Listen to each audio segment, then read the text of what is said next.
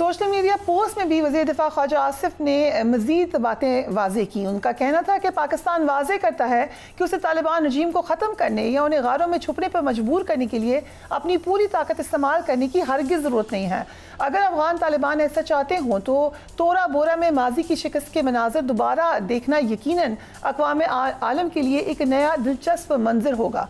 अगर अफगान तालिबान फिर दोबारा अफगानिस्तान और इसके मासूम अवाम को तबाह करने पर मुस्तर हैं तो फिर जो भी होता है वो हो। ये काबिल अफसोस अमर है कि तालिबान हुकूमत अफगानिस्तान को एक और तनाज़े में धकेल रही है। तालिबान हुकूमत तबले जंग बचाकर बज़ाहिर अफगान अवाम में अपनी बिगड़ती हुई साख बचाने की नाकाम कोशिश कर रही है। ख्वाजा आसिफ ने यह भी कहा कि अफगानिस्तान कभी भी कब्रिस्तान तो नहीं रहा, अलबत्ता हमेशा बड़ी ताकतों के खेल का मैदान ज़रूर रहा है। पाकिस्तान अपनी सरजमीन पर किसी भी दहशतगर्दाना या खुदकुश हमले को बर्दाश्त नहीं करेगा और किसी भी मुहिम जोई का जवाब सख्त और कड़वा होगा। उन्होंने शायद पाकिस्तानी अज़्म और हौसले को गलत अंदाज में लिया है। अगर तालिबान रजीम लड़ने की कोशिश करेगी तो दुनिया देखेगी। ख्वाजा आसिफ के डिटेल्ड मैसेज जो कि उन्होंने पहले स्टेटमेंट भी दी और उसके बाद भी दिया, इसकी डिटेल्स आप स्क्रीन पर भी देख सकते हैं। दूसरी तरफ एक बहुत इम्पॉर्टेंट मामला भी है।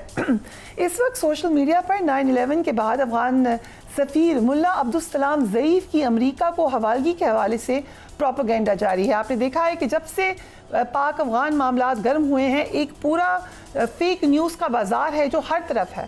सो ये भी उसी का हिस्सा है। इस हवाले से जनरल इस्लामुल हक ने एक सेमिनार में क्लैरिटी दी है। उनका कहना है कि 9/11 के बाद पाकिस्तान ने तालिबान के साथ सफारती ताल्लुकात मुनक़ता किए, ताहम मुल्ला अब्दुल सलाम ज़ईफ़ ने इस्लामाबाद में अपना क़याम जारी रखा। उनके क़याम ने पाकिस्तान के लिए मसाइल पैदा किए। मुल्ला अब्दुल सलाम इस्लामाबाद में रहकर गैर मुल्की मीडिया से गुफ्तगू करते रहे और पाकिस्तान के लिए इसकी वजह से सफारती मसाइल पैदा होते रहे। काबुल में इक़्तिदार जब ख़त्म हुआ उसके बाद तालिबान रजीम ने फैसला किया कि वो जिला वतनी की शक्ल में पाकिस्तान में खुद साख्ता हुकूमत कायम करेंगे और मुल्ला ज़ईफ़ इस खुद साख्ता हुकूमत के सरबराह होंगे।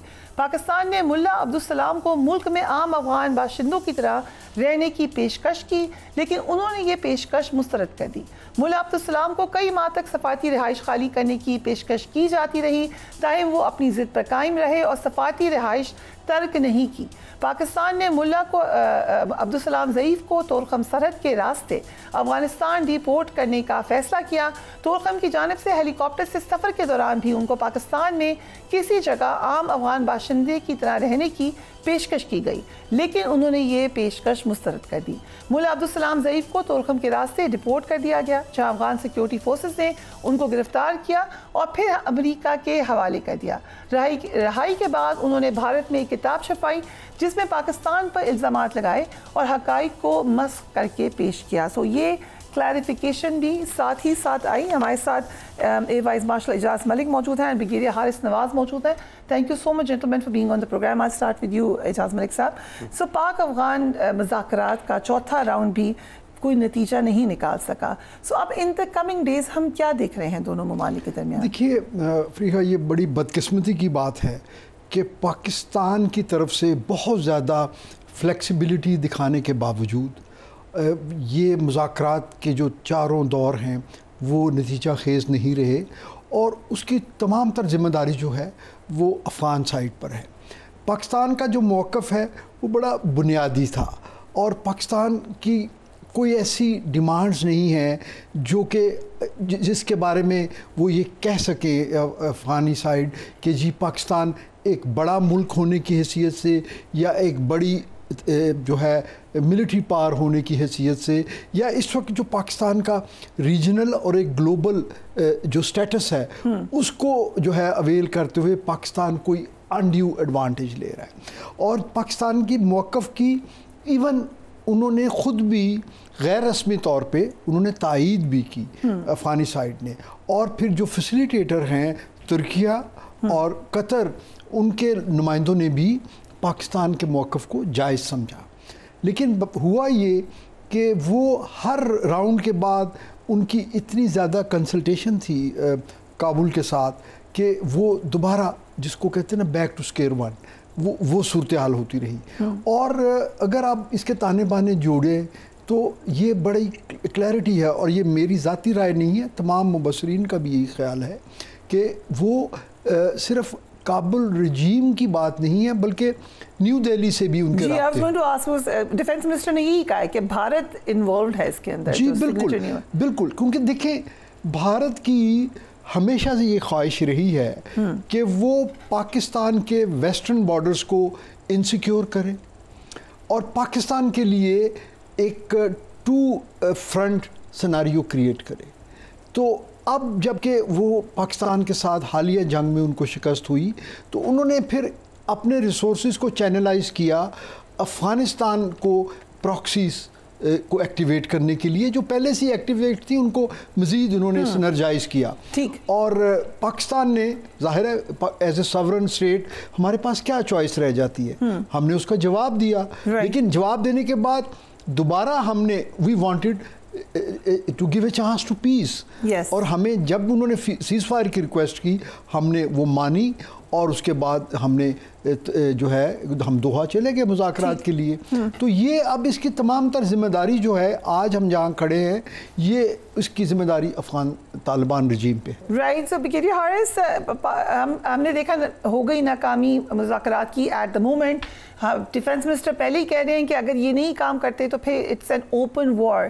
पर इस ओपन वॉर में अब आपको जैसे कि मार्शल साहब ने भी कहा कि न्यू दिल्ली बाकायदा तौर पे नज़र आ रहा है, अगर यहाँ तक मामलात आए हैं कि तहरीरी ज़मानत देने पे भी राज़ी नहीं है, बात पे भी राज़ी नहीं है, सो आगे का प्लान सोचा हुआ है भारत और अफ़गानिस्तान ने?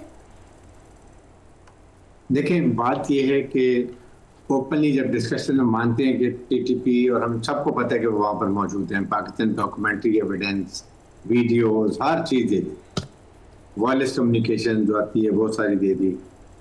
वो साइन इसलिए नहीं करते कि अगर हम साइन करेंगे तो हम हमने कमिट कर लिया कि ख्वारजीज टीटीपी अफगानिस्तान में, नंबर 1। नंबर 2, वो अफगानिस्तान में जब मुत्तकी साहब गए वहाँ पर तो वहाँ उन्होंने जो जाकर जो बात की, जो पाकिस्तान के खिलाफ जहर उगला, कश्मीर के बारे में बातें की, उसके वहीं पर थे जब पाकिस्तान पोस्टों पर अटैक किया, पाकिस्तान ने उनको सबक सिखाया, 22 पोस्टों पे कब्जा कर लिया, फिर खुद सफ़ेद झंडे लहराए, रिक्वेस्ट की सऊदी अरब से, कतर से और उसके बाद इन ममालिक से जी क्या ममालिक से बातचीत करवाएं, वो भी हमने कर दिया। लेकिन ये क्योंकि डायरेक्शन आती है इंडिया से, इनको ये समझ नहीं आ रही है कि क्या इंडिया आपका खैर ख्वाह हो सकता है एक हिंदू मुल्क। आप कहते हैं मैं इस्लामिक पढ़ा, हमारी रवायात हैं, हमारी इस्लामिक सोच है, तो वहाँ मुसलमानों को इंडिया क्या कर रहा है आपको कभी सोचा? इतनी दूर बैठ के आपको क्यों सपोर्ट कर रहा है ये भी नहीं को समझ आती है। अब इस वक्त स्टेज पे ये है कि पाकिस्तान, देखिए पाकिस्तान में क्या ऑप्शन रह गई, क्या हम अपने फौजियों को मरवाते रहें, हम अपने पश्तूनों को, अपने पाकिस्तानी अवाम को, सिविलियन को शहीद करवाते रहें और हम खामोश बैठे रहें, छोटा बड़ा ऑपरेशन करते रहें? बात यह है कि now is the time, Pakistan ने एक न्यू नॉर्मल जो एक इस्टेब्लिश किया उसमें यही है कि जो भी अग्रेशन होगा, चाहे वो इन्फिल्ट्रेशन हो, दहशतगर्दी हो, इंडिया की तरफ से हो, we will be very swift, destructive and decisive. ये हमने फैसला किया है। अब ये हार्ड सेट नाउ।